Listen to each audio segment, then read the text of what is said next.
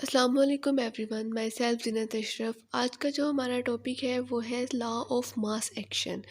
ये हमारे पास important long question है। अगर इसकी स्टेटमेंट हम देखेंगे तो किस तरह आएगी पेपर में, पेपर के पॉइंट ऑफ व्यू से। इसकी स्टेटमेंट में हम लिखा हुआ है question, state law of mass action and drive expression for equilibrium constant. ये हमारे पास इस तरह इसकी स्टेटमेंट आएगी। जब भी हमारे पास स्टेटमेंट आएगी तो हमने इसको कंप्लीट डिस्कशन इसकी करनी होगी। स्टेट क्या है इसकी, इसकी डेरिवेशन क्या है, और सब देखेंगे हम। सबसे पहले हम देखेंगे statement law of mass action.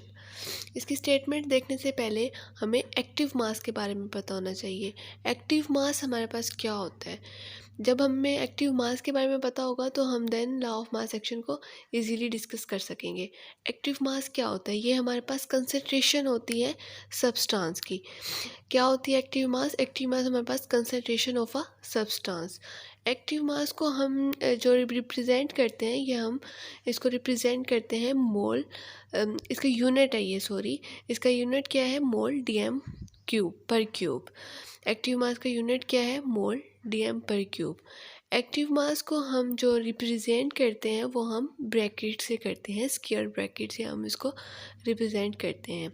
यहाँ अगर मैं एग्जांपल लूँ, N2, इसको हमने active mass equal to 4 mole.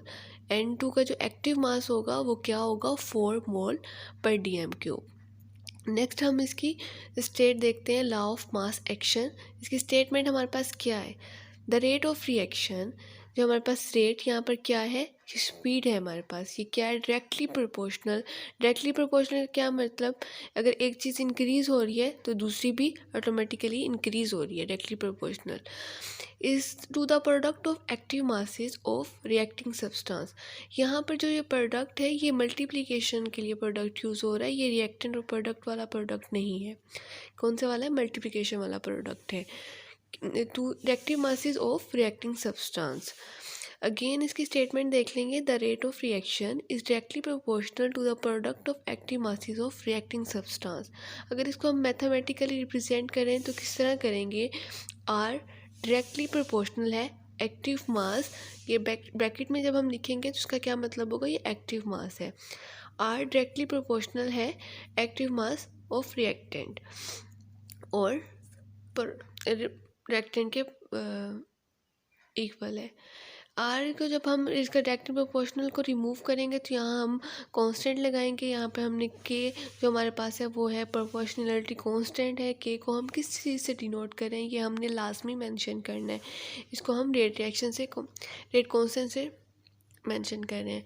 Next हमारे पास क्या है? हमारे पास है derivation of equilibrium constant. Equilibrium constant हमारे पास क्या होता है? ये हमारे पास केसी होता है। हम इसको किस चीज़ से डिनोट करते हैं? केसी से डिनोट करते हैं। ये हमारे पास एक वैल्यू है A plus B and C plus D. हमने जो हमारे पास ए और जो कैपिटल ए और बी है ये हमारे पास रिएक्टेंट है, कैपिटल सी और डी ये हमारे पास प्रोडक्ट है, और जो हमारे पास small A B C D है ये हमारे पास क्या है? Number of moles. अब हमने फॉरवर्ड रिएक्शन के लिए रिएक्शन लिखना है। कैसे लिखना है? आर एफ हमें यहाँ पे डोनेट कर रहा है फॉरवर्ड रिएक्शन को। डायरेक्टली प्रोपोर्शनल है ए एक्टिव मास ए, जो हमारे पास यहाँ पे मोल है वो यहाँ पर इसकी वो पावर में जाते हैं। इसको हम ऊपर लिखेंगे पावर में। Active mass A mole A small, then B active mass B, then mole B small. तो हम क्या करते हैं? ये अगेन वही स्टेप करेंगे, हम डायरेक्टली प्रोपोर्शनल को रिमूव करेंगे तो यहाँ पर प्रोपोर्शनलिटी कांस्टेंट आ जाएगा। यहाँ पर क्या है प्रोपोर्शनलिटी कांस्टेंट? के एफ, और सेम वैल्यू हम इसी तरह लिखेंगे ऊपर वाली सेम। देन हमने यहाँ पर के एफ को बताना है कि के एफ हमारे पास क्या है। ये हमारे पास के एफ क्या है? रेट कांस्टेंट है, rate constant of forward reaction. Then हमने रिवर्स रिएक्शन के लिए सेम यही प्रोसेस करना है। यहाँ पर हमारे पास फॉरवर्ड रिएक्शन हमने ऊपर देखा है, अब हम रिवर्स रिएक्शन को देखेंगे। बैकवर्ड रिएक्शन भी कहते हैं हम इसको। तो हमारे पास यहाँ पर बैकवर्ड रिएक्शन कौन से हैं? हमारे पास आर को हमने शो करवा रहे हैं रिवर्स रिएक्शन से। ये हमारे पास ये इधर लेफ्ट हैंड साइड पे हमारे पास फॉरवर्ड थे, राइट हैंड पर साइड पे हमारे पास बैकवर्ड रिएक्शन से। एक्टिव मास सी, एक्टिव मास डी, मोल इनकी पावर बन जाएंगी। ये हमारे पास रिवर्स रिएक्शन, बैकवर्ड रिएक्शन का रिएक्शन है। डायरेक्टली प्रोपोर्शनल को ख़त्म करेंगे तो यहाँ हमारे पास प्रोपोर्शनलिटी कांस्टेंट की वैल्यू लगाएगी, तो क्या लगेगी के बी, और ऊपर सेम वैल्यू वैसे ही जैसे है सी, एक्टिव मास सी है मोल पावर में, और डी एक्टिव मास और मोल पावर में। यहाँ पर हम रिप्रेजेंट करेंगे, के भी हमें किस चीज़ से रिप्रेजेंट कर रहा है वो लिखेंगे हम। यहाँ हमारे पास प्रोपोर्शनलिटी कांस्टेंट से रिप्रेजेंट कर रहा है के बी। नेक्स्ट हमारे पास क्या है, जब हमने ये सब कर लिया तो हमने एट इक्विलिब्रियम स्टेज पे हमें जैसे कि पता है कि क्या होता है, फॉरवर्ड रिएक्शन और जो रिवर्स रिएक्शन है वो इक्वल हो जाते हैं। तो हम ये इनकी स्टेटमेंट इसी तरह करेंगे, R F is equal to R B, कि फॉरवर्ड रिएक्शन जो और बैकवर्ड रिएक्शन जो क्या होते हैं वो इक्वल हो जाते हैं। इनकी वैल्यूज़ लिखेंगे, आर एफ की वैल्यू क्या है हमारे पास और आर बी की वैल्यू हमारे पास क्या है। ये हम दोनों जब लिखेंगे इनकी वैल्यू, लाइक के एफ और एक्टिव मास ए, मोल ए और एक्टिव मास बी, और देन रिवर्स की हम लोग लिखेंगे के बी, एक्टिव मास सी, मोल सी और एक्टिव मास डी। अब हमने क्या करना है, हमने जो हमारे पास प्रोपोर्शनलिटी कांस्टेंट है इनको हमने एक साइड पे कर लेना है, बाकी जो दूसरी वैल्यू है हमने इनको एक साइड पे कर लेना है। सिंपली हमने यही काम करना है। हम यहाँ पर ये वैसी ही वैल्यू रहेगी और जो दूसरी वैल्यू है सी वहाँ पर आकर डिवाइड हो जाएगी। ये हम लिख लेते हैं यहाँ पर।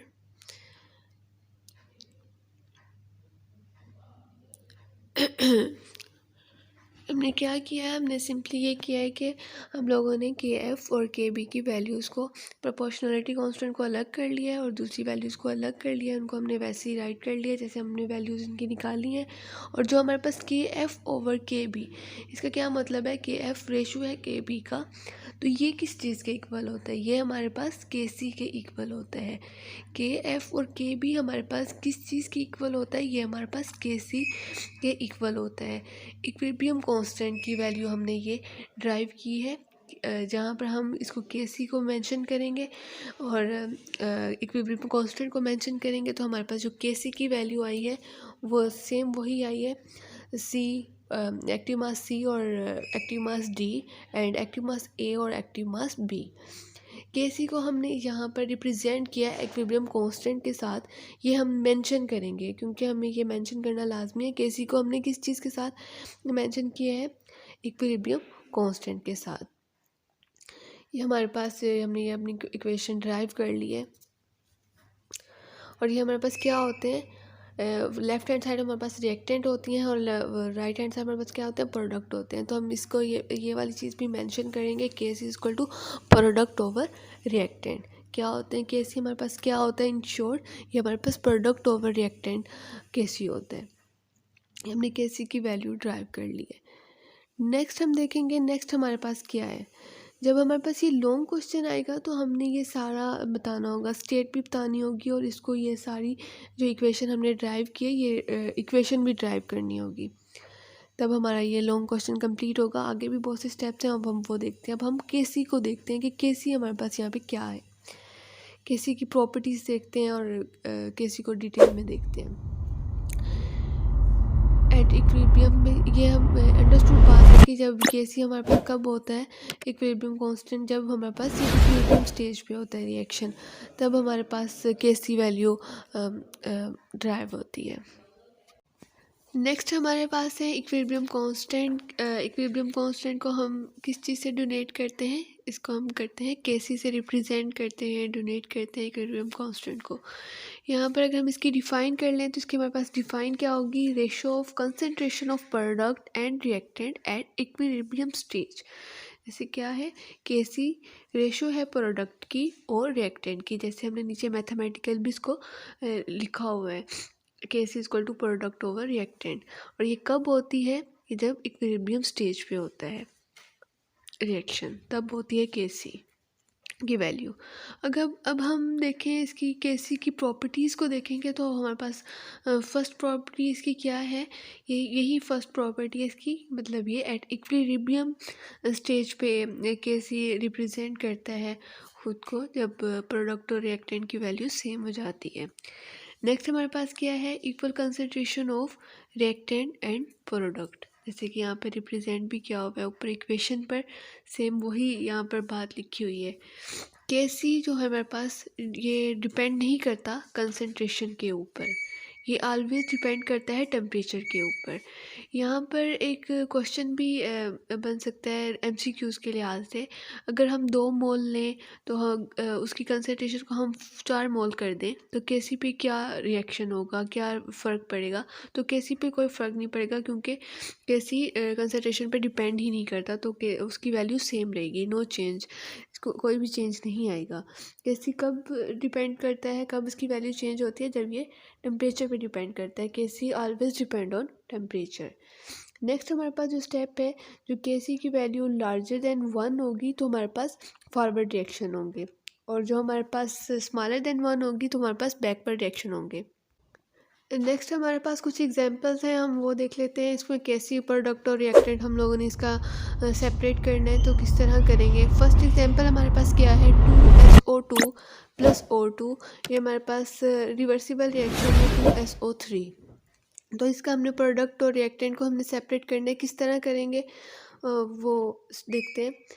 यहाँ हमने सिंपल रिएक्शन लिखना है, केसी रिप्रेजेंट करेंगे। अंडरस्टूड बात है, जो लेफ्ट हैंड साइड है वो हमारे पास रिएक्टेंट होते हैं, जो हमारे पास राइट हैंड साइड है वो हमारे पास प्रोडक्ट होते हैं।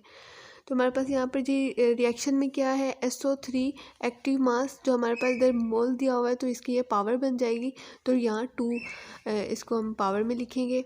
देन SO2 ये हम वैसे लिखेंगे एक्टिव मास में, और एक्टिव मास SO2, और ये जो मोल है ये हमारे पास पावर बन गए हैं। और नेक्स्ट हमारे पास एक और वैल्यू है वो है O2, ये हमारे पास ये एक्टिव मास है। तो सिंपल हमने ये केसी इसका इस रिएक्शन का फाइंड आउट कर लिया है। नेक्स्ट और एक एग्जांपल ले लेते हैं, वो कौन सी एग्जांपल लेते हैं। नेक्स्ट हम एक और एग्जांपल लेते हैं, S प्लस O2 और रिएक्शन करवा रहे हैं, तो क्या प्रोडक्ट फाउंड आउट हो रहा है, SO2। तो हम यहाँ पहले सबसे पहले देख लेंगे, अगर इक्वेशन बैलेंस करने वाली है तो उसको पहले बैलेंस करेंगे, देन हम इसका रिएक्शन करवाएंगे। लेकिन यहाँ पर ये सही है तो इसको बैलेंस की ज़रूरत नहीं है, तो सेम हम लिखेंगे। केसी हमारे पास क्या है, SO2 active mass, then active mass S और O2 एक्टिव मास। एक और एग्जांपल लेते हैं H2 और I2 की, वो भी सेम इसी तरह प्रोडक्ट और रिएक्टेंट हम इसका फाइंड आउट करेंगे। H2I2 रिएक्शन करवाया है 2HI, तो इसका केसी क्या बनेगा, एक्टिव मास HI और 2 जो हमारे पास मोल है ये हमारे पास पावर बन जाएंगी, और एक्टिव मास H और एक्टिव मास H2 और एक्टिव मास I2, प्रोडक्ट ओवर रिएक्टेंट, ये हमने सिंपली यहाँ पर सेपरेट आउट कर लिए हैं। It's all about law of mass action. Thank you so much for watching.